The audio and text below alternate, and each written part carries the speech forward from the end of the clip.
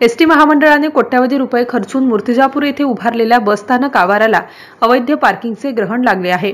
स्थानकाच्या चारही बाजूला मोठ्या प्रमाणात खासगी वाहने पार्क केली जात असल्यामुळे हे बसस्थानक खासगी वाहनांचे वाहनतळ बनले का असा सवाल प्रवासी करीत आहेत। बसस्थानकाच्या प्रवेशद्वारातच रिक्षा उभ्या केल्या जात असल्याने एसटी बसस्थानकात न्यायची कशी असा प्रश्न चालकांना पडत आहे। यामध्ये विशेषतः खासगी ट्रॅव्हल्स यांना शहरात प्रवेशावर बंदी असूनही ते बस स्थानकापर्यंत येतात व बस स्थानकाच्या प्रवेशद्वारावरच ट्रॅव्हल्स पलटून उभे करून प्रवासी घेऊन जातात।